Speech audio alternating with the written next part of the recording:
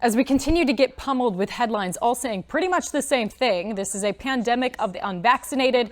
The unvaccinated are killing people. They're killing people. Nearly all of those being hospitalized in America are unvaccinated. Let's take a look at other countries. According to Business Insider, almost half of UK infections were among the vaccinated, but it says cases were milder, also relevant.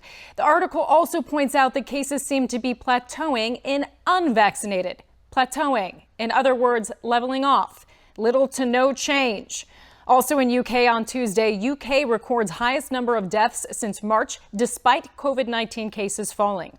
This sounds familiar. Dr. Robert Malone, a pioneer in the mRNA technology behind these vaccines, said just this in my recent interview with him, that the vaccine might help reduce disease, but could increase death. That's paradoxical. There's some data, but it's all small data sets.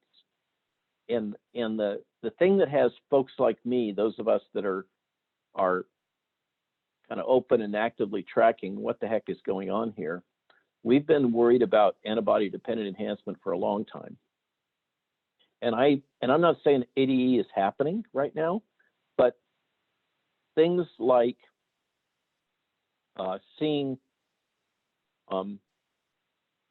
evidence, data suggesting that increased mortality in vaccinated persons that have been infected by Delta compared to unvaccinated that have been infected by Delta all suggest the possibility of antibody-dependent enhancement.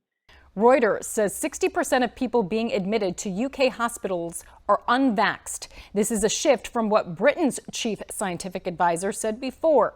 He corrected himself on Twitter, saying what he'd said in a press conference, that 60% of double vaccinated people were accounting for hospitalizations. Now, what he meant to say when he said double vaxxed was unvaccinated. Quite the slip there, Sir Patrick Valence. Suspish. Now let's turn our attention to Israel.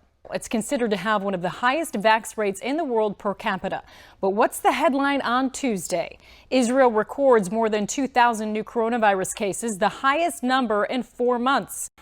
Over the past week, the number of Israeli coronavirus patients in serious condition has more than doubled.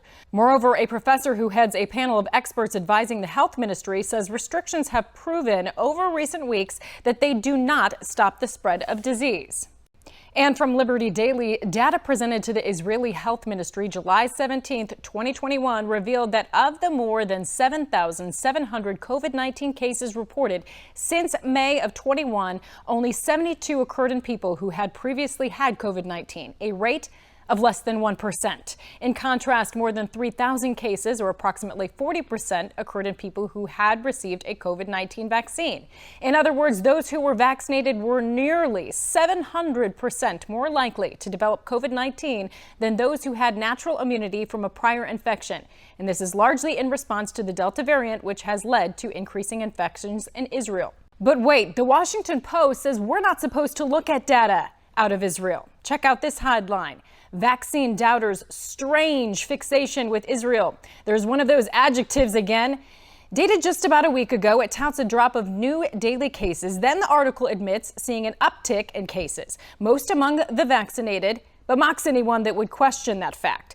It says this is really a matter of math, a base rate fallacy, according to epidemiologist Caitlin Jetelina.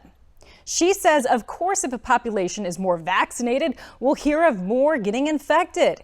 But what if we use that same logic here in the U.S.? Of course, if there's more unvaccinated, we'll hear of more unvaccinated getting infected. One more news review of this Washington Post article. Author Aaron Blake mocks a cardiologist on Fox News for saying the Delta variant really is not protected at all by vaccines. And then just a few paragraphs later says the Delta variant means the virus will probably continue to spread even among vaccinated people and even in a strongly vaccinated country such as Israel, because, listen up, the vaccines don't protect from transmission or symptomatic cases nearly as well. So pretty much this whole article uses a lot of words to contradict itself.